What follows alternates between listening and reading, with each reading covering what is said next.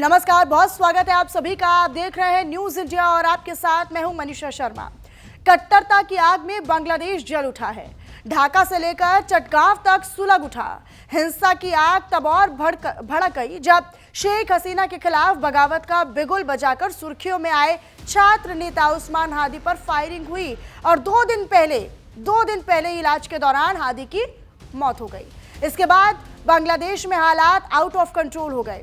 जगह जगह पर आगजनी शुरू हो गई। ये कुछ तस्वीरें भी आपको हम दोनों तरफ दिखा रहे हैं। 2 अखबारों के दफ्तर फूंक दिए गए और आपको बताएं कि बंगबंधु शेख मुजीबुर रहमान के घर को खंडहर बना दिया गया। सड़कों पर जमकर हिंसा होने लगी। एक हिंदू युवक की हत्या कर दी गई। हालात ऐसे बने कि ढाका में सेना को तैनात भी करना पड़ा और आज इसी तनाव के बीच उस्मान हादी को सुपुर्दे खाक भी कर दिया गया।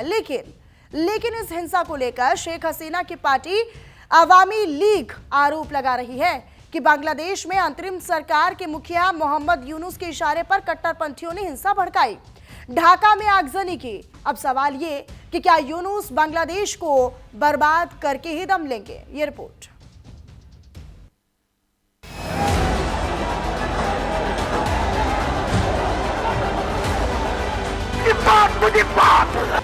हिंसा, आगजनी, हंगामा, तनाव और आक्रोश के बीच बांग्लादेश के छात्र नेता और इनकलाब मंच के संयोजक शरीफ उस्मान हादी को सुपुर्दे खाक कर दिया गया। हादी को ढाका यूनिवर्सिटी परिसर में काजी नरूल इस्लाम की कब्र के पास दफन किया गया। लेकिन इससे पहले बांग्लादेश में नफरत की आग धधक उठी। ढाका की सड़कों पर हिंसा भड़क उठी। कट्टरपंथियों ने 2 अखबारों के दफ्तर फूंक डाले। शेख हसीना की पार्टी के नेताओं के घर जला दिए गए। बंगबंधु शेख मुजीबुर रहमान का घर खंडहर बना दिया गया। कट्टरपंथियों ने आवामी लीग के दफ्तर पर हमला किया। बांग्लादेश में हिंसा, सड़कों पर हंगामा, जगह जगह आगजनी और बवाल का ये दौर तब शुरू हुआ जब बांग्लादेश में इनकलाब मंच के प्रवक्ता की गोली मारकर हत्या कर दी गई। शरीफ उस्मान हादी को 12 दिसंबर को ढाका के विजयनगर इलाके में रिक्शा से जाते समय गोली मारी गई थी, जिसके बाद इलाज के लिए हादी को पहले ढाका मेडिकल कॉलेज अस्पताल और फिर एवरी केयर अस्पताल में भर्ती कराया गया। हालात गंभीर होने पर 15 दिसंबर को हादी को एयर एम्बुलेंस से सिंगापुर ले जाया गया, जहां 18 दिसंबर की रात इलाज के दौरान उस्मान हादी की मौत हो गई। और इसके बाद जब उस्मान हादी का शव ढाका लाया गया तो हिंसा का दौर शुरू हो गया। दंगाइयों ने 2 प्रमुख मीडिया हाउस के दफ्तर फूंक डाले। बांग्लादेश के सबसे बड़े अखबार डेली स्टार और प्रथम आलो के ऑफिस जला डाले। आवामी लीग के ऑफिस में आगजनी की। जिस उस्मान हादी की हत्या पर बांग्लादेश सुलगा वो शेख हसीना सरकार के खिलाफ बगावत का पोस्टर बॉय था। हादी बांग्लादेश में चुनाव लड़ने की तैयारी कर रहा था। उस्मान हादी ने 2024 में इनकलाब मंच का प्लेटफॉर्म बनाया था। इसे इनकलाब मंच ने अगस्त 2024 में शेख हसीना के तख्ता पलट करने में अहम भूमिका निभाई। हादी लगातार आवामी लीग का विरोध कर रहा था। वो भारत के खिलाफ भी बयानबाजी कर रहा था। उस्मान हादी बांग्लादेश में शेख हसीना का कट्टर विरोधी था। वो बार बार हसीना के खिलाफ जहर उगलता था, लेकिन 12 दिसंबर को अज्ञात हमलावरों ने उस पर गोलियां बरसाई और जब उसकी मौत की खबर आई तो बांग्लादेश में जो हुआ उस कहानी को ये तस्वीरें बयां कर रही हैं। हादी समर्थकों और कट्टरपंथियों ने ढाका पुलिस और बांग्लादेश की सेना के नाक के नीचे आगजनी और बवाल किया। बांग्लादेश की नींव रखने वाले बंगबंधु शेख मुजीबुर रहमान का ऐतिहासिक घर जला दिया, जिस पर शेख हसीना ने कहा उनके पास अभी भी इतनी ताकत नहीं कि वो राष्ट्रीय ध्वज, संविधान और उस आजादी को बुलडोजर से नष्ट कर सके जिसे लाखों शहीदों के जीवन पर हासिल किया गया है। इसके साथ ही शेख हसीना ने कहा कि वो इमारत ध्वस्त कर सकते हैं, लेकिन इतिहास नहीं, बुलडोजर से इतिहास नहीं मिटा करते। बांग्लादेश के कट्टरपंथियों ने सिर्फ मुजीबुर रहमान के घर को ही टारगेट नहीं किया, बल्कि इस दौरान उपद्रवियों ने बांग्लादेश के लक्ष्मीपुर सदर में बीएनपी नेता बिलाल हुसैन के घर में भी पेट्रोल डालकर आग लगा दी। आग लगने से बीएनपी नेता की 7 साल की बेटी आयशा अख्तर की मौके पर ही मौत हो गई। वहीं बिलाल हुसैन और उनकी 2 अन्य बेटियां सलमा अख्तर और सामिया अख्तर गंभीर रूप से झुलस गए। बिलाल का इलाज लक्ष्मीपुर सदर अस्पताल में चल रहा है, जबकि दोनों बेटियों को गंभीर हालत में ढाका भेजा गया है। बांग्लादेश में भड़की हिंसा पर बांग्लादेश की अंतरिम सरकार के मुखिया मोहम्मद यूनुस का बयान आया। उन्होंने कहा, हम हिंसा, धमकी, आगजनी और संपत्ति को नुकसान पहुंचाने की हर घटना की साफ और बिना किसी शर्त के निंदा करते हैं। इस समय बांग्लादेश एक ऐतिहासिक लोकतांत्रिक बदलाव के दौर से गुजर रहा है, जिसे नफरत और अराजकता से नुकसान नहीं पहुंचाना चाहिए। कुछ कट्टर और हाशिए पर मौजूद तत्व बांग्लादेश को अस्थिर करना चाहते हैं। यूनुस शांति की अपील कर रहे हैं, लेकिन जिस तरह सुरक्षा बलों की नाक के नीचे कट्टरपंथियों ने उत्पात मचाया, पुलिस कर्मियों के सामने आवामी लीग के दफ्तर और शेख मुजिबुर रहमान के घर पर हमला किया, इससे शक की सुई यूनुस की तरफ ही घूम रही है। आवामी लीग के नेताओं का आरोप है कि यूनुस सरकार ने दंगाइयों को फ्री हैंड दिया था। ढाका जलता रहा, लेकिन मौके पर आर्मी को नहीं भेजा गया। सूत्रों के मुताबिक मोहम्मद यूनुस चुनाव टालने के फेर में हैं, इसलिए कट्टरपंथियों को बढ़ावा दे रहे हैं। कट्टरपंथी जमात को यूनुस का समर्थन हासिल है और इसी कट्टरपंथी जमात ने बांग्लादेश को फूंक दिया, नफरत की आग में जला दिया। उस्मान हादी की हत्या के बाद कट्टरपंथियों को भड़काया गया। You see, the person that you have called a prominent leader was a firebrand fanatic who was calling for blood of others. Using that as an excuse, the Yunus regime wanted to instigate his extremists and their handful of followers with the help of other fanatic political parties and start a riot across the country. So the objective is to primarily delay the election that they themselves are talking about. Awami league के नेताओं का सीधा आरोप है कि मोहम्मद यूनुस ने हिंसा, आगजनी कराई। बांग्लादेश में चुनाव ना हो, इसके लिए उस्मान हादी की हत्या की साजिश रची गई। ऐसे में सवाल है, क्या मोहम्मद यूनुस के इशारे पर ही हिंसा भड़की? क्या यूनुस के इशारे पर कट्टरपंथियों ने आगजनी की? क्या हिंसा की स्क्रिप्ट मोहम्मद यूनुस के दफ्तर से लिखी गई? Bureau report, news India. तो बांग्लादेश में फिलहाल तनाव के हालात हैं और ये तनाव तब और बढ़ा जब बांग्लादेश की एक फैक्ट्री में काम कर रहे हिंदू युवक दीपू चंद दास को कट्टरपंथियों ने पीट कर बड़ी ही बेरहमी से मार गिराया और मारने के बाद उसके शव को घसीटा गया और शव को पेड़ से बांधकर जला दिया गया, आग के हवाले कर दिया गया। वैसे में सवाल ये कि क्या हिंदुओं के लिए बांग्लादेश नर्क बन चुका है? क्या मोहम्मद यूनुस के इशारे पर हिंदुओं पर हमले हो रहे हैं?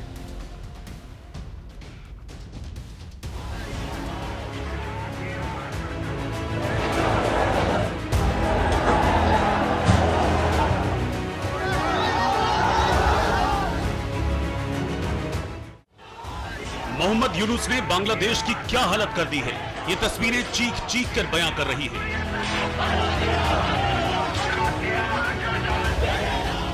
मोहम्मद यूनुस ने बांग्लादेश की बर्बादी की स्क्रिप्ट कैसे लिखी, ये तस्वीरें उसकी गवाही दे रही हैं।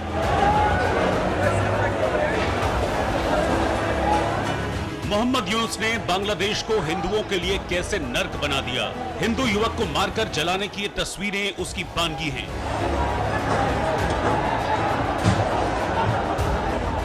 बांग्लादेश में हिंसा के दौरान चरमपंथियों की वहशी भीड़ ने एक हिंदू युवक को बेरहमी से पीट कर मार डाला, फिर उसके शव को सड़क पर घसीटा गया, डिवाइडर पर टांगा और करीब 2 घंटे के बाद शव को आग के हवाले कर दिया गया।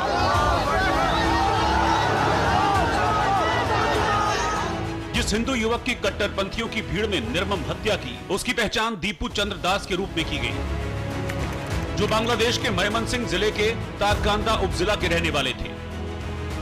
दीपू दास पाइनियर निटवेयर्स लिमिटेड नाम की गारमेंट कंपनी में काम करता था। वो परिवार के साथ किराए के घर में रहता था और परिवार में कमाने वाले चंद लोगों में से एक था। दीपू चंद दास को 18 दिसंबर की रात फैक्ट्री के बाहर कट्टरपंथियों ने बड़ी ही बेरहमी से मार डाला। बताया जा रहा है कि दीपू चंद दास फैक्ट्री के लिंकिंग सेक्शन में काम कर रहा था। इसी दौरान दीपू दास का उसके एक सहकर्मी से विवाद हुआ। आरोप है कि दीपू ने अपमानजनक टिप्पणी की। इस बात की जानकारी तेजी से फैक्ट्री के बाहर फैल गई। कुछ ही समय में सैकड़ों लोग फैक्ट्री गेट के बाहर जमा हुए। और देखते ही देखते भीड़ की संख्या 1500 से 2000 के बीच पहुंच गई। फैक्ट्री कर्मचारियों और प्रदर्शनकारियों के बीच तनाव के हालात बन गए। भीड़ इतनी उग्र थी कि पुलिस हालात संभालने में नाकाम रही। आरोप है कि प्रदर्शनकारियों ने पुलिस पर भी हमला किया। इसी अफरा तफरी के बीच भीड़ फैक्ट्री गेट तोड़कर अंदर घुस गई और दीपू चंद्र दास को जबरन बाहर घसीट लाई। भीड़ ने दीपू को बेरहमी से पीटना शुरू कर दिया। लात, घूंसे, डंडे और अन्य चीजों से हमला किया। गंभीर रूप से घायल दीपू ने कुछ ही देर में दम तोड़ दिया। युवक की मौत के बाद भी कट्टरपंथियों का गुस्सा शांत नहीं हुआ। कट्टरपंथियों की भीड़ ने हाईवे पर शव को घसीटा। इसके बाद शव को डिवाइडर पर एक पेड़ या खंबे से टांग दिया गया। इसके बाद भीड़ ने शव पर केरोसिन डालकर आग लगा दी। इस घटना ने सिर्फ बांग्लादेश में रहने वाले हिंदुओं में ही नहीं, भारत में भी लोगों को गुस्से से भर दिया। चरमपंथियों के खिलाफ सख्त एक्शन की मांग उठने लगी। बांग्लादेश पर चौतरफा दबाव पड़ने लगा तो बांग्लादेश की रैपिड एक्शन बटालियन ने एक्शन लेते हुए 7 आरोपियों को गिरफ्तार किया।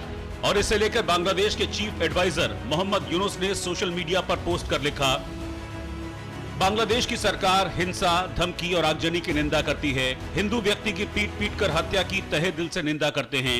नए बांग्लादेश में ऐसी हिंसा के लिए कोई जगह नहीं है। इस जघन्य अपराध के अपराधियों को बख्शा नहीं जाएगा। अंतर्राष्ट्रीय स्तर पर मामला उठने के बाद मोहम्मद यूनुस को हिंदू युवक की लिंचिंग की निंदा करनी पड़ी, लेकिन उन्होंने दीपू चंद्र दास का नाम तक नहीं लिया, नहीं परिवार के लिए उनकी संवेदनाएं निकली। ऐसे में सवाल उठे कि क्या बांग्लादेश में हिंदू युवक की हत्या से यूनुस को कोई फर्क नहीं पड़ता। इस सवाल के बीच कांग्रेस महासचिव प्रियंका गांधी वाड्रा ने दीपू चंद्र दास की हत्या पर गहरी चिंता जाहिर की। उन्होंने इस घटना को मानवता के खिलाफ अपराध बताया। प्रियंका गांधी ने सोशल मीडिया पर पोस्ट कर लिखा, बांग्लादेश में हिंदू युवक दीपू चंद्र दास की भीड़ द्वारा बर्बरतापूर्ण हत्या का समाचार अत्यंत चिंताजनक है। किसी भी सभ्य समाज में धर्म, जाति, पहचान आदि के आधार पर भेदभाव, हिंसा और हत्या मानवता के खिलाफ अपराध है। भारत सरकार को पड़ोसी देश में हिंदू, ईसाई और बौद्ध अल्पसंख्यकों के खिलाफ बढ़ती हिंसा का संज्ञान लेना चाहिए और बांग्लादेश सरकार के समक्ष उनकी सुरक्षा का मुद्दा मजबूती से उठाना चाहिए। प्रियंका गांधी के साथ ही शिवसेना यूबीटी की सांसद प्रियंका चतुर्वेदी ने भी दीपू चंद्र दास की हत्या के मामले में केंद्र सरकार से मांग की है कि इस मुद्दे को मजबूती से उठाएं, दीपू चंद्र के परिवार को इंसाफ दिलाएं। हिंदुओं पे आक्रमण हो रहा है, टारगेटेड अटैक हो रहा है, टारगेटेड वायलेंस हो रहा है और हमारी सरकार उसको नजरअंदाज कर रही है। मैं सरकार से ये पूछना चाहती हूँ, अब हमारे देश के ईस्ट में, हमारे देश के वेस्ट में दोनों तरफ ही रेडिकलाइज इस्लामिस्ट नेशंस हो चुके हैं जो हमारे देश के बारे में सोच अच्छी नहीं रखते हैं, जो एंटी इंडिया सेंटिमेंट के चलते बांग्लादेश में लगातार हिंदुओं को टारगेट किया जा रहा है और अरेस्ट किया जा रहा है और सरकार चुप है। बांग्लादेश में हिंदू युवक की हत्या पर विपक्षी दलों ने भारत सरकार से बांग्लादेश में रह रहे बाकी हिंदुओं की सुरक्षा की मांग उठाई तो बीजेपी ने भी जवाब देने में देर नहीं लगाई। वाड्रा माइनॉरिटीज की बात करी है, जब सीए लाया गया था तो प्रियंका वाड्रा हो, राहुल गांधी हो, इनकी माता सोनिया गांधी जी हो, तीनों को तीनों विरोध कर रहे थे सीए का, जो कि इन्हीं माइनॉरिटीज के पक्ष में था। अगर माइनॉरिटीज का कुछ होता है तो उनको यहाँ पर नागरिकता का अधिकार मिले, तब ये सबके सब सीए के विरोध में। हिंदू युवक दीपू चंद्र दास की हत्या पर बांग्लादेश से लेकर भारत तक गुस्सा है, सख्त एक्शन लेने की मांग उठ रही है। ऐसे में सवाल है कि बांग्लादेश में रह रहे हिंदुओं की रक्षा कैसे होगी? क्या भारत सरकार कोई सख्त कदम उठाएगी? और सवाल ये भी है कि आखिर बांग्लादेश में ये हालात बदलेंगे कैसे? Bureau report, news India.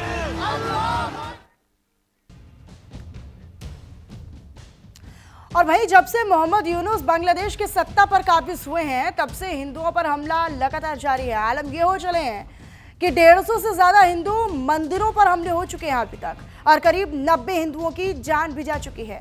हिंदुओं के घरों में लगातार लूटपाट हो रही है, लेकिन मोहम्मद यूनुस बिल्कुल खामोश है। हिंदुओं पर हो रहे हमलों को लेकर कुछ कह या फिर कुछ बोल भी नहीं रहे।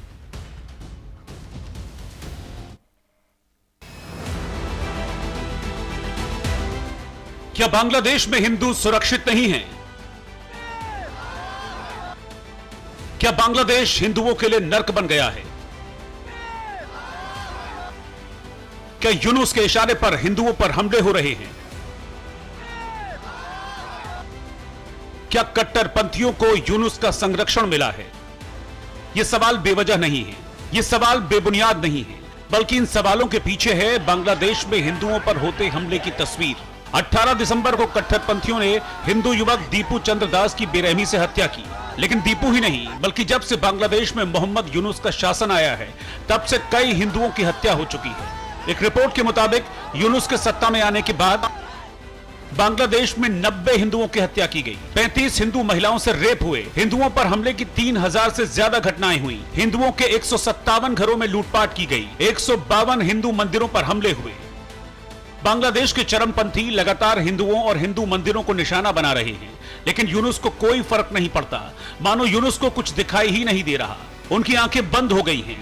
हिंदुओं की चीखें उन्हें सुनाई नहीं दे रही। बांग्लादेश में हिंदुओं के खिलाफ अत्याचार की बड़ी घटनाओं पर नजर डालें तो 26 नवंबर 2024 को चटगांव में भीड़ ने गोपाल मंदिर में तोड़फोड़ की। 7 सितंबर 2024 को ढाका के धौरा तुराग में इस्कॉन मंदिर को जलाया। 16 सितंबर 2025 को ढाकेश्वरी मंदिर पर हमला किया। 21 सितंबर 2025 को जमालपुर में दुर्गा मंदिर पर हमला हुआ। इसके अलावा कई हिंदुओं की हत्या की गई। और ताजा मामला दीपू चंद्र दास की हत्या का है, जिनकी हत्या पर भारत में आक्रोश बढ़ गया है। बांग्लादेश में जो हो रहा है वो बहुत चिंताजनक है।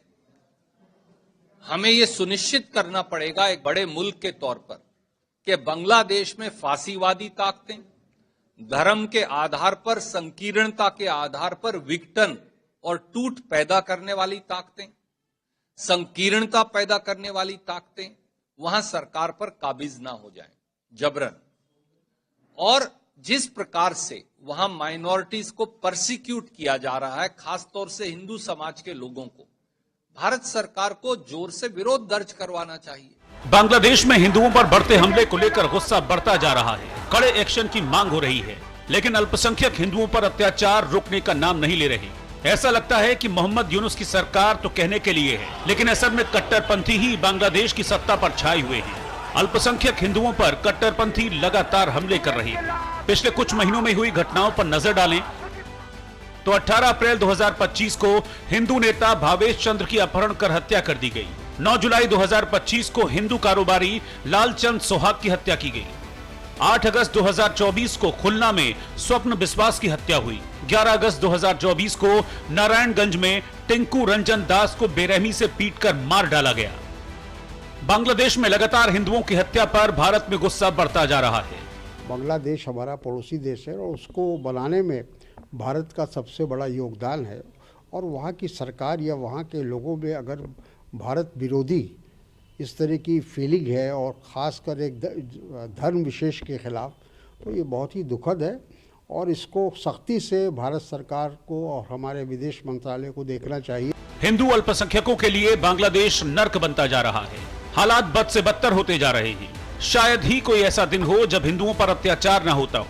ऐसे में सवाल है कि क्या बांग्लादेशी हिंदुओं को बचाने के लिए भारत कोई बड़ा कदम उठाएगा? क्या अब यूनुस को कड़ा जवाब दिया जाएगा? Bureau report, news India. फिलहाल यहाँ पर रुक रहे एक छोटे से ब्रेक के लिए खबरों का सिलसिला लगातार जारी है।